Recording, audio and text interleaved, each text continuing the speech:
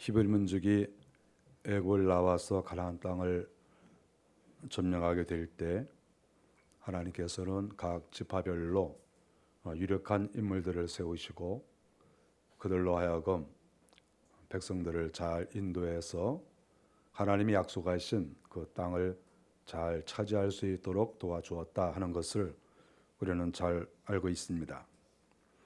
여호수아라고 하는 인물을 우리가 잘 알고 있는데 눈의 아들 에브라임 지파 이렇게 성경에 기록이 되어 있습니다. 모세의 계승자입니다. 위대한 모세는 레위 지파이고 또 갈렙이 오늘 등장하는데 그는 유다 지파로서 여분네의 아들로 성경에서 기록하고 있습니다. 갈렙이라고 하는 인물은 우리가 생각해보고 또 생각해봐도 정말 훌륭한 인물이라고 생각합니다. 그는 자기 지파를 대표하는 사람으로 선출이 되었는데 세월이 40여 년이 지나도 그 자리를 유지하고 백성들에게 존경을 받으며 하나님께서 인정해 주시고 결국 이스라엘 백성들이 광야 40년 동안 그렇게 고생을 많이 했는데 그 40년 동안 자기의 자리를 잘 지키고 결국은 백성들을 잘 인도해서 하나님이 허락하신 그 땅을 잘 차지할 수 있도록 다 하였다 이렇게 기록을 하고 있으니 아무리 세월이 지나도 그의 신앙이 또 지도력이 변함이 없는 그런 사람이라고 성경은 묘사하고 있습니다. 그래서 가나안 땅을 분배할 때도 그가 앞장서서 분배를 했습니다. 성경 1절에 보면 그가 속한 유다 지파는 에돔과 신광야 지역과 흰놈의 골짜기, 예루살렘이 있으면 예루살렘 남쪽에 흰놈의 골짜기가 있는데 그것도 유다 지파가 분배를 받았다 이렇게 3절에 기록을 하고 있습니다. 갈렙은 85세가 되었지만 여호수아에게 헤브론 땅을 저희한테 주십시오 이렇게 14장 6절에 보면 요청을 하고 있습니다. 저 헤브론을 우리에게 주십시오. 하나님께서 여기저기 다 이렇게 나누어 주시지만 또 어떤 것은 정해지지 않은 땅이 있고 또 어떤 것은 또 다른 사람이 또 들어가지도 않는 그런 땅도 좀 이렇게 있습니다. 그랬을 때 이 갈렙은 저 헤브론을 저에게 주십시오 이렇게 요청을 했습니다. 헤브론이라고 하는 것은 아주 유서 깊은 그러한 도시입니다. 헤브론은 과거에 기럇 아르바라고 불려졌습니다. 아르바, 기럇 아르바, 기럇이라고 하는 것은 보통 우리가 골이라는 그 어원으로 보고 있어요. 그래서 기럇 그러면 골짜기 바로 그런 말 아닙니까? 그런 골짜기, 그런 도시 바로 그런 말이죠. 아르바의 도시라는 아르바의 골짜기라는 그런 의미이죠. 그러니까 이 아르바는 또 안악이라는 말로 볼 수가 있으니까 안악의 골이다 이렇게 볼 수가 있습니다. 바로 그곳을 우리에게 주십시오 이렇게 했습니다. 그 기럇 아르바는 자기들의 조상들의 그 자취가 있는 곳이에요. 이곳은 여호와께서 아브라함에게 나타나시는데 성경에 보면 마므레 상수의 나무 아래에 나타나셨다 이렇게 기록을 창세기 18장 1절에서 하고 있거든요. 근데 여기에서 마므레라고 하는 것이 바로 여기에서 아주 바로 옆 동네예요. 아주 가깝습니다. 이렇게 몇 킬로 안 되는. 그러니까 이것도 기럇 아르바라고 헤르본이라고 볼 수가 있는 곳이지요. 그리고 그것은 아브라함의 아내 사라의 묘실로 창세기 23장 17절 이하에 보면 땅을 샀습니다. 그리고 거기에 이삭, 리브가, 레아, 야곱도 거기에 묻혔어요. 그러니까 묘소가 있는 곳입니다. 그 묘소를 자주 돌아보지는 못했죠. 그런데 거기에 이러한 조상들의 묘가 있습니다. 그런데 갈렙이 여호수아에게 그 묘가 있는 그 동네를 우리에게 주십시오. 우리가 그 땅을 우리가 차지하겠습니다. 그 땅은 빈 땅이 아니에요. 거기에 안악자손들이 살고 있어요. 아주 거인과 같이 힘이 좋은 그런 사람들이 살고 있는 곳이거든요. 빈 땅을 달라는 것이 아니라 우리가 싸워서 그 원수를 물리치고 우리가 그 땅을 차지하겠습니다. 우리의 조상들의 묘실이 있는 그곳을 이방 사람에게 맡기지 않고 그 묘실을 우리가 되찾겠습니다. 그 선상에 앞장을 서겠으니까 저를 보내주세요. 이렇게 갈렙이 요청을 한 것이죠. 아주 이 의식이 있는, 역사적인, 그리고 뿌리가 있는, 민족 의식이 있는 그러한 갈렙의 모습을 볼 수가 있습니다. 자기 혼자의 어떠한 유복한 삶을 생각한 것이 아니라 민족을 생각하고 하나님의 나라를 생각하고 믿음의 조상을 생각하는, 바로 그러한 아주 깊은 그런 뜻이 있고 신앙이 있는 갈렙이라고 하는 것을 알게 됩니다. 여호수아가 그 땅을 허락을 합니다. 자, 그러면 너희가 쳐들어가서 그 땅을 회복을 해라. 이렇게 했을 때 갈렙이 군대를 이끌고 백성들을 이끌고 그곳에 들어가서 결국 그 땅을 차지하게 됐습니다. 이 갈렙의 그 마음, 여호수아와 갈렙은 늘 평상시 어떤 생각을 했냐 하면 40년 전에도 그가 말하기를 이 사람들은 우리의 밥이다 이렇게 얘기를 했습니다.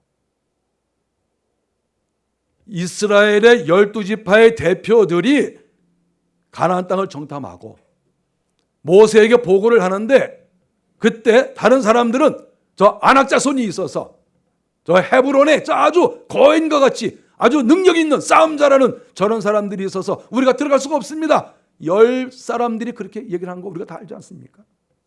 그때 갈렙, 여호수아가 한 말이 뭐죠? 저들은 우리의 밥이다 이렇게 얘기를 했습니다. 어떻게 한 가지 사건을 놓고 생각하는 것이 이렇게 다릅니까? 어떤 사람들은 우리가 점령할 수 없는, 우리가 싸워 이길 수 없는 대상이다 이렇게 보고 있는데, 여호수아와 갈렙은 저것들은 우리의 밥이라고 얘기를 한 거예요. 근데 40년이 딱 지났는데 그 현상이 똑같이 벌어지고 있는 거예요. 40년이 딱 됐습니다. 40년 지났어요. 그런데 여호수아와 갈렙이 둘이 마주 앉아서 과거 40년 전에 저 안악자손은 우리의 밥이다 이렇게 이야기한 여호수아와 갈렙이 결국은 최후의 승자가 되고 최후의 지도자가 되어서 두 사람이 마주한 것이죠. 그때 여호수아가 더 리더십이 있는 거니까 갈렙이 얘기했습니다. 아니, 우리가 40년 전에 안악자손을 우리의 밥이라고 하지 않았습니까? 그러니까 저는 지금도 저 사람들을 밥이라고 생각합니다. 저 기럇 여아림, 저 헤브론, 저기 있는 저 안악자손들 저 밥이에요, 밥. 내가 밥 말아 먹을 테니까 저 땅을 주세요. 다른 사람은 밥이라고 안 했잖아요. 다른 사람은 무서워 죽겠다고 그랬잖아요.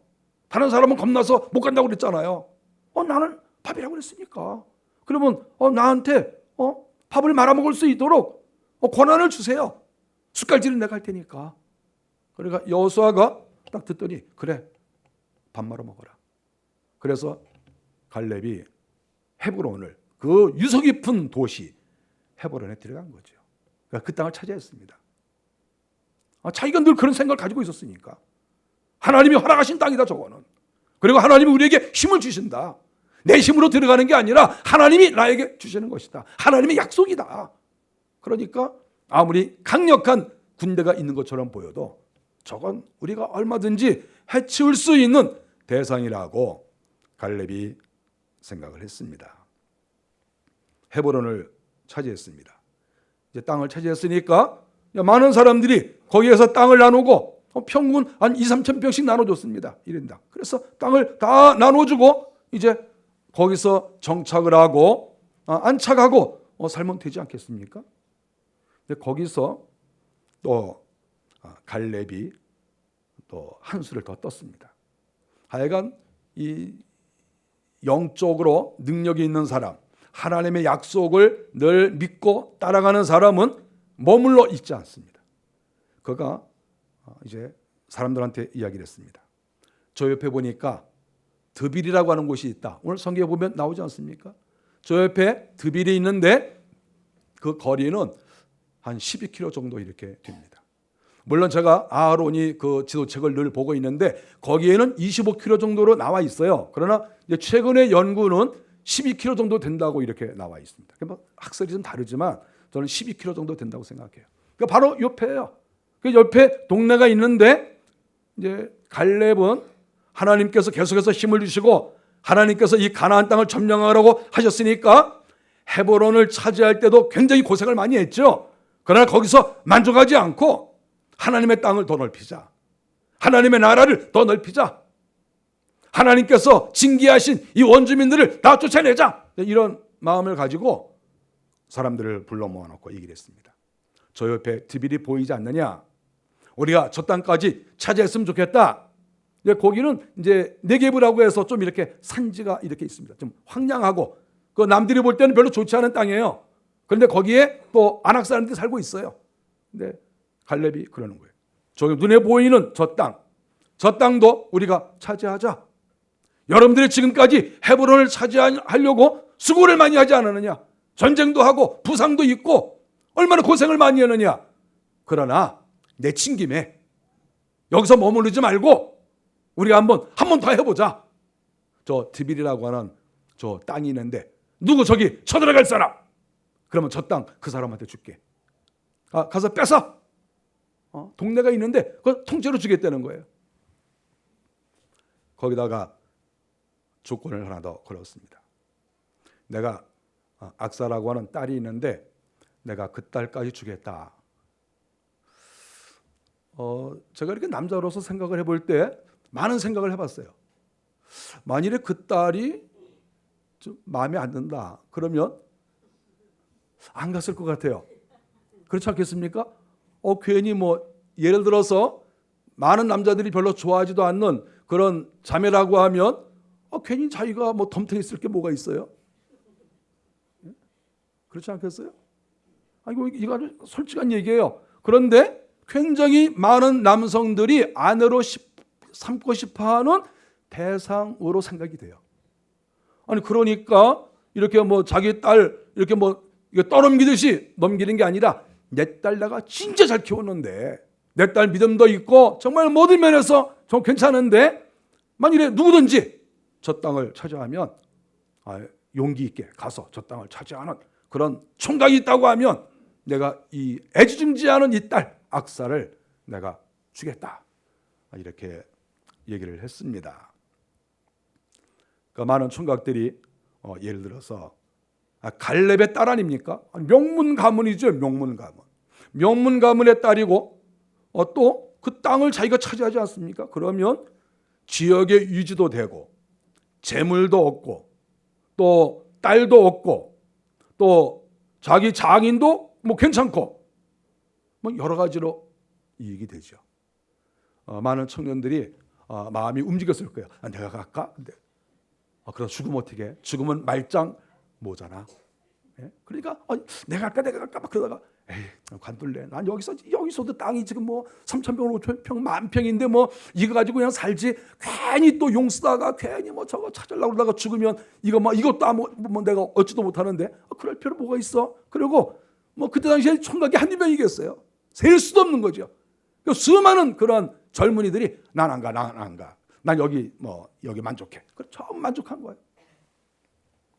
근데 온니엘이 딱 나왔습니다. 근데 온니엘은 성경 기록하기를 갈렙의 동생이라고 했습니다. 근데 갈렙은 지금 딸을 시집 보내게 됐는데 동생이 아직도 장가를 못 갔다는 것은 나이 차이가 3, 40 이상 났다는 거 아니에요? 어쨌든 어떤 데는 조카라고 하고 동생이라고 하는데 어쨌든 조카뻘 동생이 되겠죠. 가정사는 잘 모르겠지만 어쨌든 이 젊은 동생이 있는 거예요. 근데 온니엘이 제가 가겠습니다. 이렇게 얘기를 하는 거예요. 다른 사람보다도 가장 가까운 사람이 가겠다고 했습니다.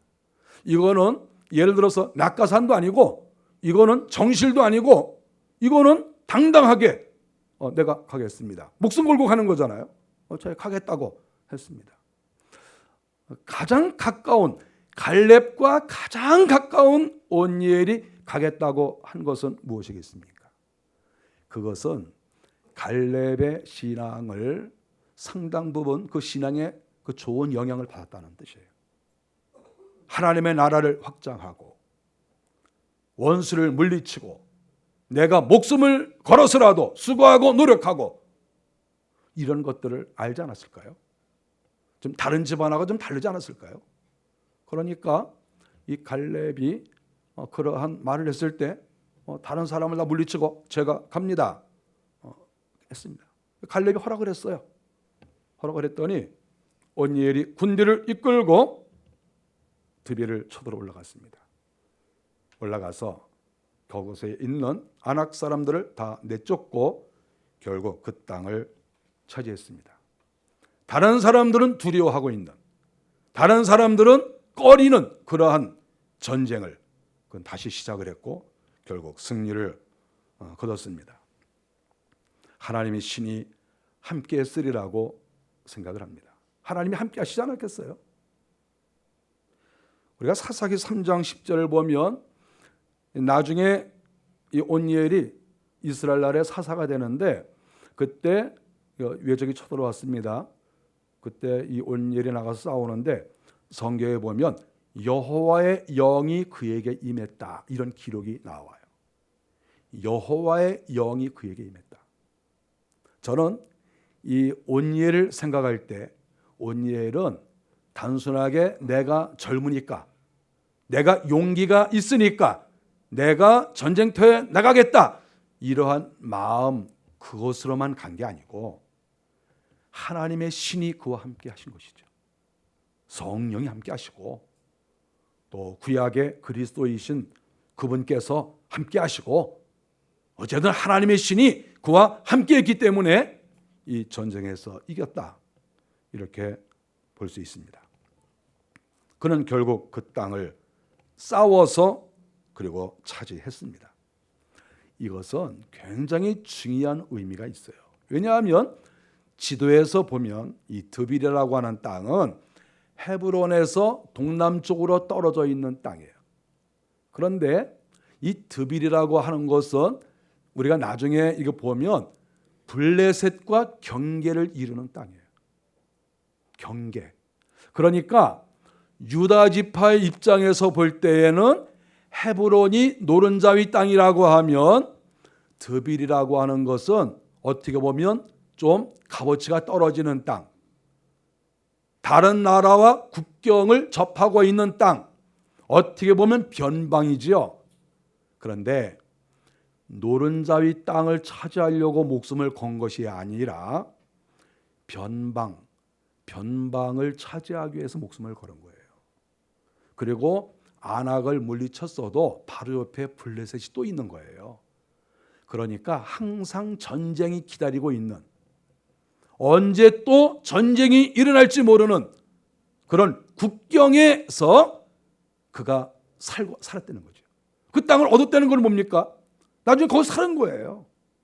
자기 거기서 살았어요. 그러니까 항상 다른 사람들은 좋은 도시에서, 편안한 도시에서 살고 있었지만 온니엘은 완전히 변방에 들어가서 땅을 개척하고 국경을 잘 든든하게 하고 호시탐탐 블레셋이 노리고 오면 미리미리 그것을 예방하고 힘을 모아서 또 나라를 지키고, 이러한 마음을 온니엘이 갖고 있었다는 거죠. 이 사람이 다른 거예요. 따뜻한 자리를 원한 것이 아니라 비록 힘들고 어렵고 가시밭길이고 고난이 있어도 이것이 하나님의 약속이고 하나님께서 기뻐하시는 것이고 이것이 나라를 지키는 길이다 이렇게 생각을 하면 목숨이라도 내어놓고 그가 거기서 살았다는 것을 우리가 이 성경을 통해서 알 수 있는 거예요. 근데 온니엘은 보통 사람이 아닙니다. 우리가 나중에 보면 이 온니엘이 이스라엘 나라의 최초의 사사가 되었다 이렇게 말이 나와요. 사사가 되었다는 것은 무엇입니까? 이스라엘 나라에서 외적이 쳐들어오면 그때 힘을 모아서 나가 싸워야 되는데 그 지도자가 바로 사사인 거예요. 결국 온니엘은 드빌을 점령할 때 목숨을 걸었고 그리고 국경을 지키다가 그 바로 아래 성경에는 메소포타미아라고 나와 있는데 또 다른 주석에 보면 그것은 그 에돔이라고 나와 있어요. 바로 밑에 에돔 땅이 있거든요. 그러니까 에돔이 공격을 했을 때 자기가 바로 국경에 인접해 있으니까 사람들을 모아서 나가서 또 싸워서 이겼다. 에돔은 물리치고 블레셋이 쳐들어오는 것은 막아내고 바로 이렇게 살았다는 것이죠. 상당히 아주 용기 있는 하나님의 나라를 지키기 위해서 목숨을 걸었던 바로 그러한 사람이라는 것을 알 수가 있습니다. 정말 멋진 그러한 사람이라고 생각합니다. 우리는 이 온니엘을 재평가해야 되고 온니엘에 대해서 관심을 많이 가져야 돼요.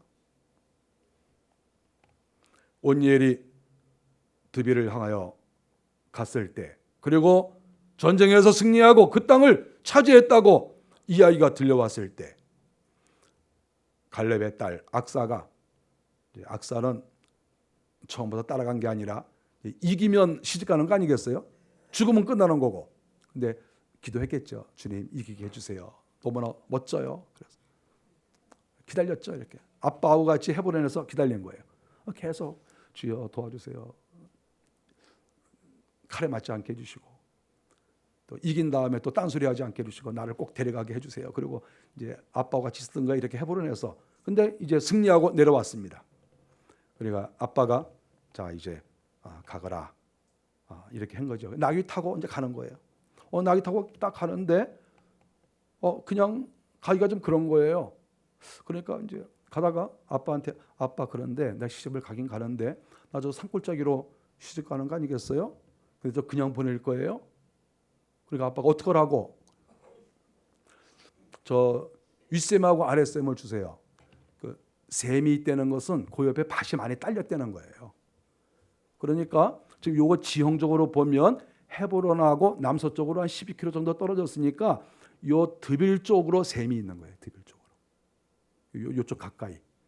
그러니까 이제 거기에 셈이 큰 게 이렇게 있습니다. 저수지 같은 게, 저수지까지는 아니지만 물이 펑펑 나는 데예요. 거기에 딸린 밭이 이렇게 한 두 군데 이렇게 있습니다. 지도를 보면 골짜기가 많아요. 이렇게 골짜기가. 그 윗셈하고 아랫셈을 저한테 주세요. 거기 딸린 밭도 저한테 주세요. 그랬더니 아빠가 너무 기뻐하는 거예요. 원래 딸들이 뭐 달라고 하면 부담돼요. 그렇지 않습니까? 왜냐하면 아들한테 줘야 되니까. 그 딸들한테 자꾸 주면 아들이 싫어해요.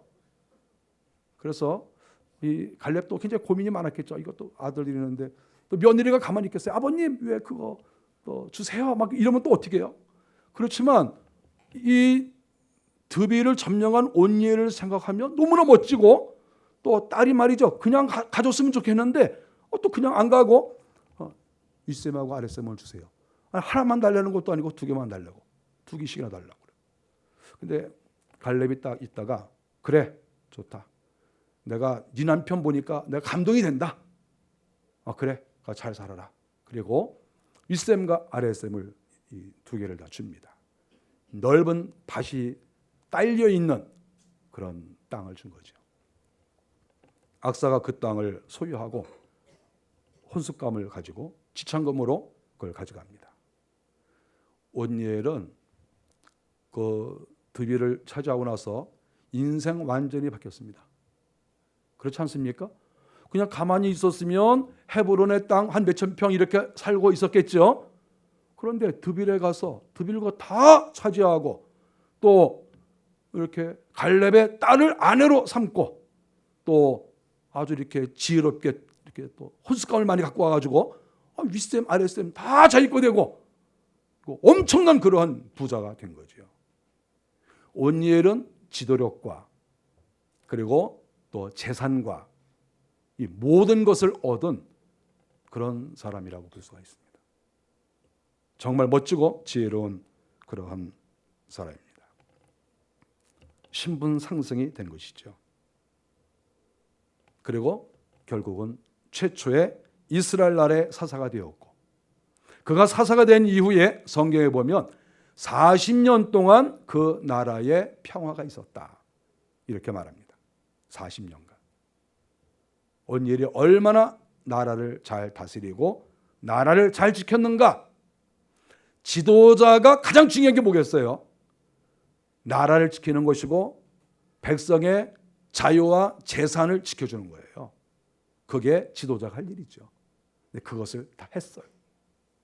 정말 멋진 그런 지도자라고 우리가 생각합니다. 오늘 저희는 청년 주일로 지킵니다. 저는 오늘날의 우리 한국 사회를 살아가는 우리 청년들을 생각하면서 온니엘과 같은 그러한 용기가, 그리고 하나님을 바라보는 그런 신앙과 나라를 확장하고 나라를 지키려는, 무엇보다도 하나님의 나라를 확장해야 되겠다, 원수의 침략을 막아야 되겠다, 이러한 마음을 오늘날의 우리 젊은이들이 많이 가지고 있을까, 그런 생각도 많이 해봅니다. 히브리 민족이라고 해서 다 그런 생각을 가지고 있는 거 아니죠. 지금 드빌과 전쟁을 할 때, 아낙 자손을 내몰 때 모든 사람이 다 그런 마음을 가졌다고 볼 수는 없어요. 역시 지도자들의 영향력이 큰 것이지요. 지도자들이 앞장을 서면 또 반신반의하던 사람들도 따라갈 수도 있고, 또 용기 없던 사람들도 다시 한번 용기를 낼 수가 있는 것이죠. 그래서 용기 있는 사람이 어느 시대나 필요한 거예요. 오늘날 우리가 이 사회를 살아가는 남성이든 여성이든 우리 젊은이들을 한번 생각해 보십시오. 저는 이 온니엘과 같은 용기가 굉장히 필요한데 이 용기가 상당히 부족하다, 저는 이렇게 생각을 합니다. 모험하기를 싫어하고, 전쟁하기를 싫어하고, 싸우기를 싫어하고, 경쟁하는 것도 별로 좋아하지 않고, 무엇보다도 하나님의 나라를 확장해야 되겠다, 이러한 마음을 많이 갖지 않죠. 제가 신학교를 다닐 때 한 반에 평균 40-50명 정도 이렇게 됐습니다. 근데 그 가운데서 이제 상당 부분이 나는 개척교회를 해야 되겠다, 또 어떤 분은 나는 선교사로 나가야 되겠다, 이런 생각을 갖고 있는 사람들이 굉장히 많았어요. 우리가 반에서 서로 대화를 나누다 보면 다 그런 뜨거움이 막 이렇게 있었습니다. 어떤 친구는 이렇게 아주 유명한 선교단체에 이렇게 또 캡틴이 되는데, 그 친구는 21살, 22살 이렇게 그때부터 지도를 자기 이렇게 방에다가 딱 세계 지도를 걸어놓고 매일 그렇게 손을 대고 기도하는 거예요. 자기가 가고 싶은 그 나라에 손을 대고 주여 제가 여기 가겠습니다, 저를 보내주세요, 그리고 막 기도를 하는 거예요. 저는 우리나라의 그 청년들이, 특별히 예수를 믿는 사람들이 그런 마음을 가질까 생각합니다. 우리 지간홍 선교사님 지금 필리핀에서 수십 년 동안 지금 이렇게 선교사 활동을 하시는데 오늘 이렇게 예배 참석하셨어요. 연세도 많으신데 아직도 현역이에요. 열심히 하세요.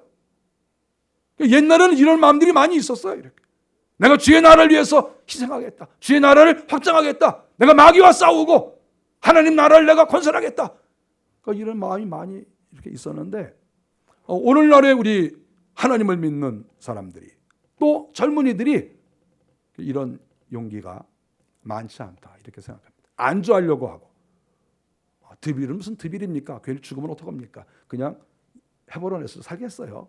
그냥 아버지가 집 물려주면 거기서 살고, 엄마한테 용돈이나 타다 쓰고, 나 그렇게 사는 게 더 좋아요, 이런 생각을 오늘날의 젊은이들이 많이 가지고 있지 않을까, 그런 생각을 해봅니다.